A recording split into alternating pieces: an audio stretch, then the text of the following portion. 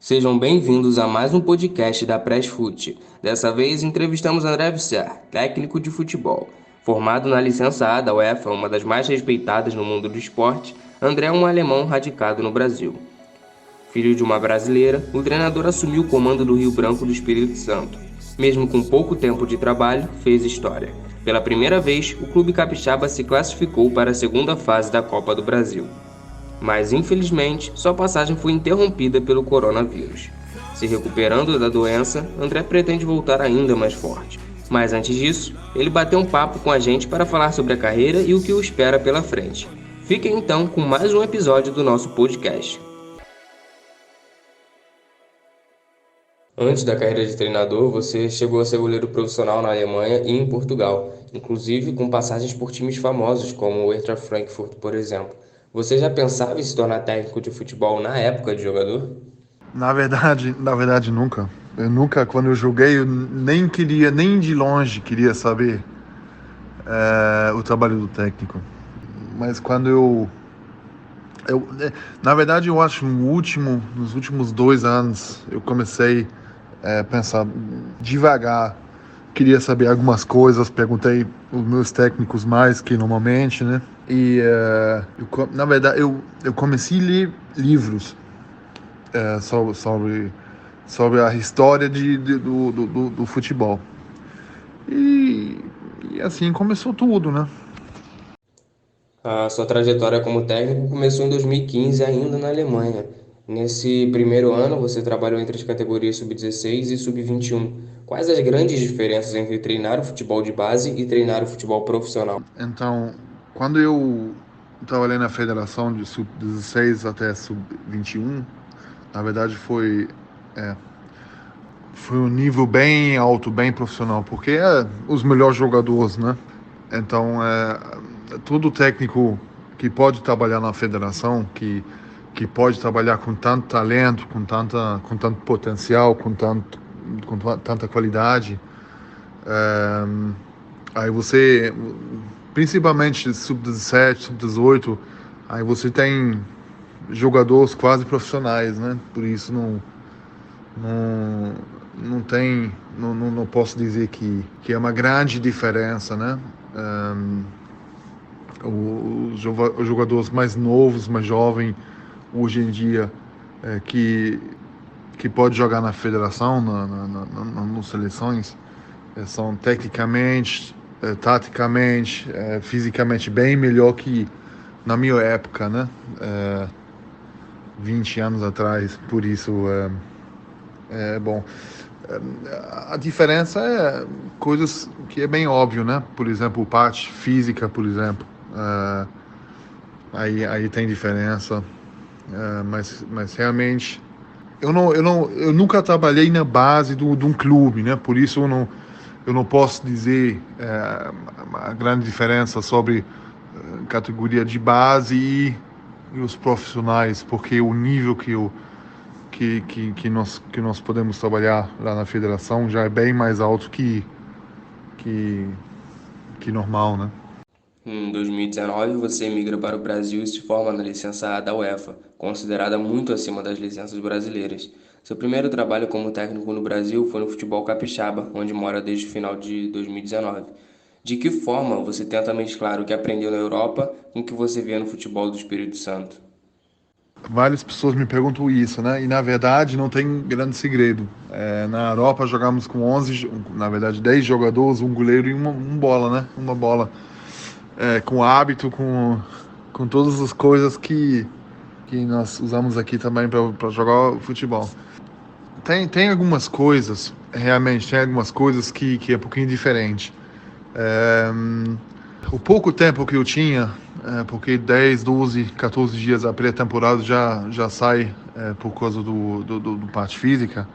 Então, o pouco tempo que eu tinha, eu queria melhorar o jogador. Então, a minha filosofia, a minha metodologia é o seguinte: eu tentei, eu vou sempre tentar fazer vários pontos, colocar vários pontos do futebol dentro de um exercício. Por exemplo, um parte tecnicamente, um parte taticamente, fisicamente e parte, por exemplo, cognitivo. Aí eu queria um exercício aonde precisamos tecnicamente, onde nós precisamos fazer um movimento, então é a parte tática, às vezes com alguns cores, aí precisamos usar a nossa cabeça, e a parte física, né? Então às vezes nós fizemos realmente treino da categoria de base, porque tem jogadores que precisam um pouquinho mais ajuda, precisar um pouquinho mais apoio. Mas quando eu cheguei aqui, as pessoas me falaram que o brasileiro não quer saber de uma outra metodologia, não quer saber coisas novas. A minha experiência agora, eu posso dizer, é bem o contrário. O jogador, eu falei muito com o jogador falou muito comigo. Nós trocamos sempre ideias, sempre informações. Meu time lá no Rio Branco foi excelente. Por isso, a minha experiência é bem o contrário. O brasileiro quer saber mais, quer evoluir mais, quer entender mais. Por isso, não foi muito difícil não, né? Fazendo uma comparação, como você analisa o futebol alemão, de onde você vem, o futebol brasileiro e o futebol capixaba? Como todo mundo podia ver no Copa do Brasil, por exemplo, nós tomamos muito conta da organização, da estrutura, e para mim isso é a grande diferença, né? Trabalhar com muita disciplina, trabalhar com uma boa organização, porque todo mundo sabe se dependente do time, né? Mas todo mundo sabe, se alguém tem uma boa organização já é bem difícil para o adversário, certo? Aí para mim isso é a grande diferença. Eu preciso, eu gosto, eu quero uma organização boa, né? Aí com os jogadores que eu tinha agora no Rio Branco, tem jogador igual Wesley, que é 40 anos e mais, mas já tem no mente uma organização diferente. Então, assim, isso é a maior diferença sobre a Alemanha e daqui aqui no Espírito Santo, Capixabão, ou Capixaba, é isso mesmo. Às vezes, se os times querem pressionar, eu sempre falo um exemplo, parece galinha em cima do milho, né? Na verdade, pressão é muito mais que só ficar em cima da bola. Isso é uma coisa que nós conseguimos fazer muito bem e por isso ganhamos contra Sampaio também, porque fizemos um bom jogo com uma boa organização, taticamente 10 para mim esse jogo, né? Você gosta de começar os jogos na formação 4-1-4-1, mas também alterna quando necessário. Entre essas alternativas está o 3-4-3 contra sistemas muito defensivos e o 3-5-2. Mas durante o jogo, ao usar o 4-1-4-1, por exemplo, sua equipe se transforma rapidamente para atacar em 4-3-3. Por mais comum que isso possa parecer, existe uma falta de intimidade dos atletas brasileiros com alternâncias durante os jogos, principalmente em divisões inferiores. Como você trabalha isso no dia a dia dos treinos? O 4-1-4-1 foi um bom ferramenta que eu queria usar com o time do Rio Branco. Porque a postura do time, dos jogadores, com jogador igual Paulinho, Wesley, Gimeneiro, Giovanni, tem jogador com uma boa experiência. Por isso para mim foi bem fácil achar essa formação, esse sistema para nós. E realmente foi 4-1-4-1 e ofensivo 4-3-3, para ser um pouquinho mais flexível, para entrar no contra-pressão, porque a postura do 4-3-3 é bem mais perto dos adversários quando nós perdemos a bola, né? Porque todo mundo sabe que a melhor forma de ganhar a bola, ou melhor situação para ganhar a bola é quando nós perdemos a bola. Então, eu queria defensivo, uma boa organização em 4-1-4-1, ofensivo 4-3-3 para atacar logo a bola de novo, para ganhar a bola bem rápido de novo.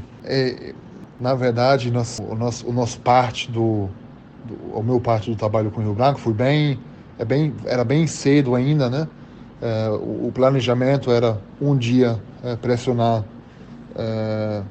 ou trabalhar no pressão situativo, que nós sabemos quando o adversário vai errar e para nós é um sinal para pressionar, aí podemos conseguir trabalhar automaticamente, né? Com o automatismo, com os princípios, mas infelizmente não chegamos a trabalhar essa parte ainda. Mas que eu vi, sem criticar ninguém, mas que eu estou vendo aqui, eu já vi técnicos que quer colocar todas as ideias em cima do jogador. Por isso o brasileiro talvez tenha um pouquinho mais dificuldade para entender as coisas um para outro dia. O meu pensamento, aqui, por exemplo, aqui no Espírito Santo, foi que nós precisamos começar com a base e depois aumentar mais um pouquinho. Assim, o jogador vai entender muito mais rápido, com muito mais facilidade, né? Se eu vou falar com um time na primeira semana, olha, eu quero que nós jogamos em 3-5-2, mas eu quero que nós também podemos mudar em 3-4-3 ou 4-4-2. Aí o jogador é bonito, mas como, né? Aí, por isso, para mim, é muito mais importante dizer e mostrar que o técnico precisa apoiar muito mais o time, mostrar muito mais soluções e criar treinos para realmente não sempre criticar. Eu posso treinar, eu posso criar um exercício que o jogador, por exemplo, precisa entrar no contra-pressão muito mais rápido, pressão muito mais alta que normal. Se eu posso criar algum exercício com regras e o jogador precisa trabalhar assim, então eu sou técnico que possa apoiar, porque eu não vou parar sempre o jogo, eu não vou criticar sempre e o jogador não fica enjoado. Quando você foi contratado pelo Rio Branco, a diretoria traçou algum perfil específico da equipe ou você teve mais liberdade para escolher? Não, infelizmente, quase nada. Eu indiquei o jogador Giovani porque eu conheço técnicos que já trabalhou com o Giovani, que também tem uma boa passagem, a seleção sub-17, Santos e fora do país. Só que ele realmente é top, um jogador com experiência, tecnicamente, taticamente, mas ele sabe também que precisa ainda um pouquinho de tempo para chegar fisicamente no nível dele. Mas o resto, infelizmente, não tinha chance não para colocar o elenco que eu queria ou não, mas quem contrata lá o jogador é somente o gestor Alex. Eu trabalhei com um time que ele montou e é isso mesmo. Pelo que estamos acostumados a ver, seu estilo de jogo é bem ofensivo. Você tem o perfil de incorporar um esquema ofensivo independente das peças do elenco ou costuma adaptar de acordo com o material que tem em mãos? Eu precisava trabalhar com o material que eu tinha, né? Então é óbvio que eu precisava fazer uma avaliação. Eu vi vídeos demais, jogos demais para fazer essa avaliação e é isso. No futebol temos várias dinâmicas, certo? Então, antigamente você tinha uma ideia do jogo e você jogou contra todos os times. Isso hoje em dia não funciona mais. Por isso precisamos mais flexibilidade. Eu tinha um analista top, o Alexandre, no Rio Branco, que faz um bom trabalho. Aqui na Pressfoot nós costumamos debater temas abrangentes do futebol, como a parte psicológica, por exemplo.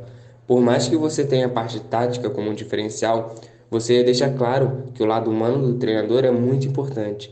Qual é o tom que você tenta passar na comunicação com seus atletas? É como eu já falei, né? Você precisa saber qual técnico você quer ser. Você pode ser o técnico que vai criticar, xingar o dia inteiro, ou você pode ser o técnico que vai apoiar e tenta falar com respeito com os jogadores e mostrar soluções, né? Quando eu joguei, eu tinha um técnico que ganhou 90 Copa Mundial na Itália. E eu realmente falei 2, 3 vezes em um ano com ele. Porque ele simplesmente era uma pessoa que não fala muito com você, né? Eu já tinha técnico que xingou, brigou demais. Só que o meu caminho é tentar trabalhar com os jogadores com respeito e sempre queria apoiar. Porque o meu trabalho dia em dia é melhorar o jogador e não é criticar à toa, né? Mesmo com pouco tempo de trabalho, você fez um feito histórico no Rio Branco. Pela primeira vez, o clube se classificou para a segunda fase da Copa do Brasil. Como foi viver e ser um dos responsáveis por esse momento? Então, na verdade, sabia muito sobre Sampaio, a estrutura, a organização. O nosso analista me deu, já não sei, 30, 40 páginas de análise, né, sobre Sampaio. Então, eu vi jogos do Sampaio. Então, não foi muito difícil não saber como eles vão jogar. Sabemos que era um técnico que tem experiência na base, certo? Mas os profissionais ainda não muito. E como eu já falei, o nosso planejamento foi realmente isso, trabalhar muito com uma grande organização.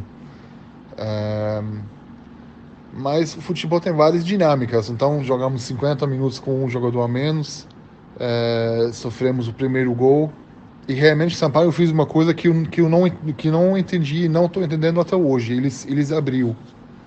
Eles queriam jogar mais ofensivo e o planejamento contra um time muito mais forte que seu, você começa com jogadores com pensamento mais defensivo, né? Então, com mais jogadores, por exemplo, 7, 8 jogadores com pensamento mais defensivo, e mais no fim do jogo você entra com velocidade para pressionar mais fácil, para ganhar mais espaço dentro do campo.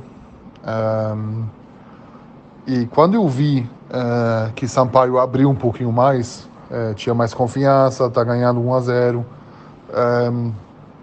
eu, eu, eu troquei jogadores e Du entrou e graças a Deus fiz bem rápido 1-1 e depois ganhamos 2-1. Então eu não tinha muito tempo para pensar esse momento. Eu só demorou algumas horas porque as pessoas do clube, do time me abraçou, agradeceu, chorou. Tem um roupeiro que me abraçou e chorou de felicidade, né? Aí eu consegui entender que nós fizemos aqui uma coisa é, bem especial, uma coisa, história, né? Realmente história.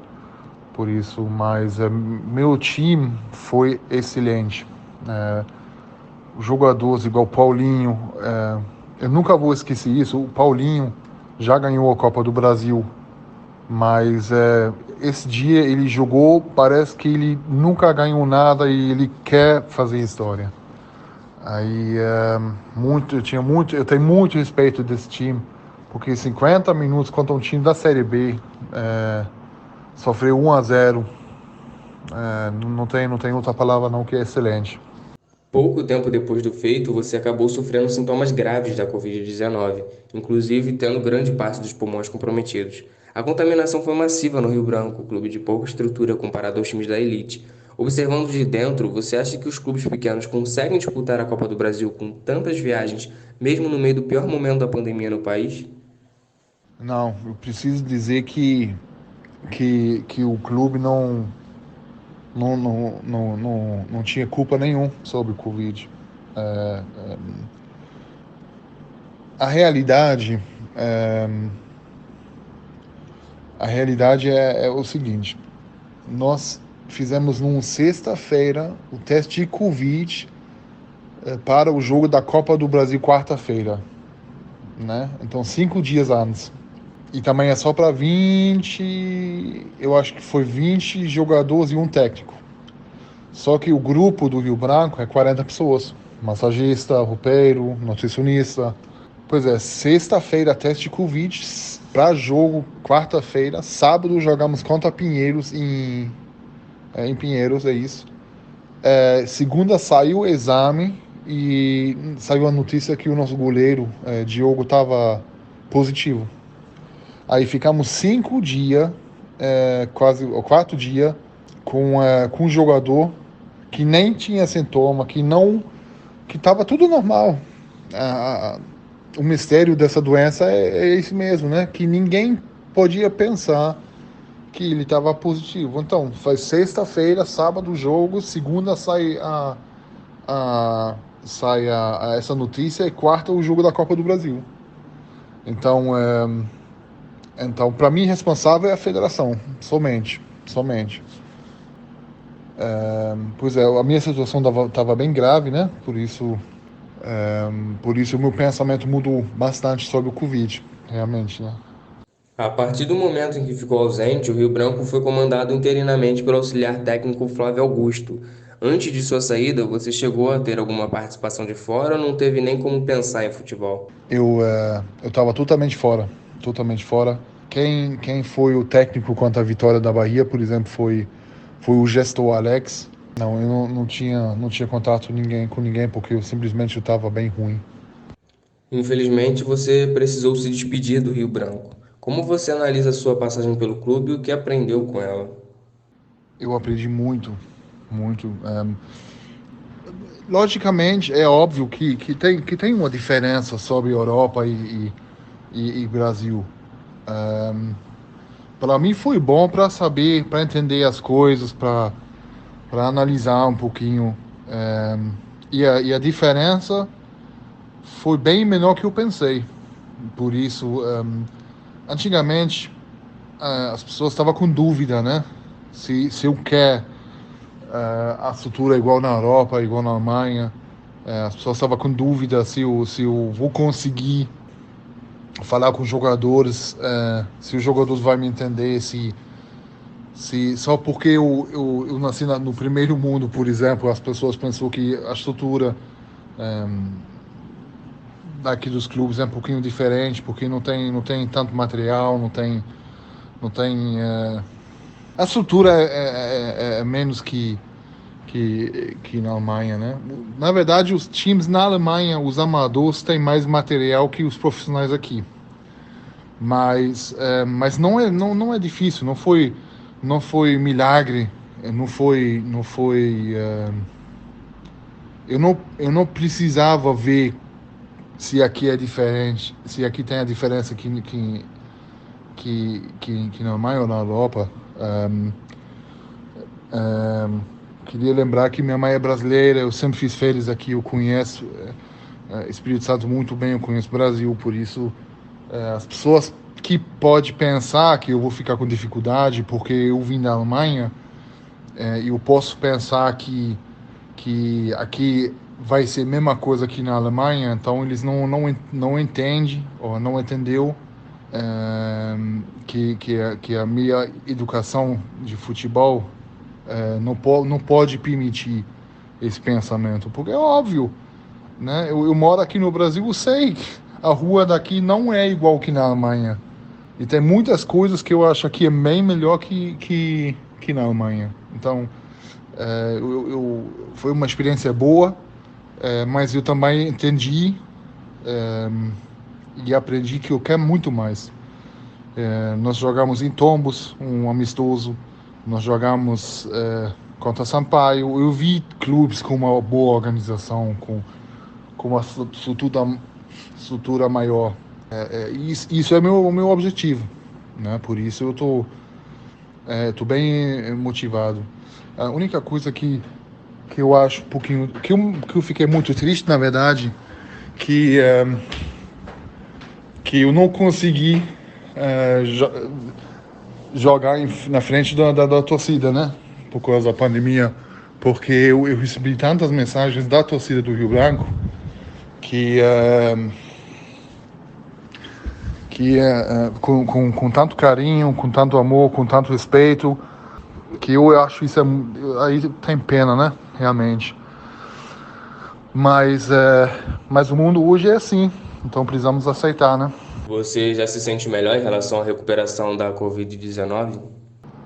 Eu tô quase 100%. Eu ainda tenho um pouquinho de tosse, eu tô bem rápido cansado, mas eu tô usando agora uma bombinha 2 vezes por dia e com essa bombinha melhorou bastante, bem rápido, mais rápido que os médicos falou, né? Por isso, por isso eu saí do Rio Branco, porque os médicos falou que eu vou precisar no mínimo 30 dias, talvez um pouquinho mais. E eu queria o melhor para os meus jogadores, porque eu vi que a situação para jogador vai piorar se não tem técnico. E até hoje não tem técnico, né? Mas por isso eu pedi sair, falei com o gestor do clube e pedi sair, porque eu quero que o clube precisa um bom planejamento e o time precisa de um técnico que sabe trabalhar dia em dia, que tem a licença, tem a experiência. Mas eu acho, 1, 2 semanas eu tô 100%, graças a Deus. Uma declaração, você disse que voltaria mais forte. Quais são suas expectativas para quando retornar? Eu vou voltar mais forte, porque eu tento me melhorar todos os dias. Eu gosto de me refletir muito. O meu pensamento sobre futebol é o seguinte: eu acordo de manhã com o pensamento como eu posso me melhorar, que eu posso mudar para melhorar o nosso jogo. E o último pensamento antes que eu vou dormir é o mesmo pensamento. Então eu vou voltar muito mais forte, porque eu fiz agora uma experiência e a experiência foi boa. Eu vi que o jogo aqui no Brasil, ou as coisas que eu vi até Série C, Série B, o técnico tem muito mais possibilidade para criar um jogo diferente.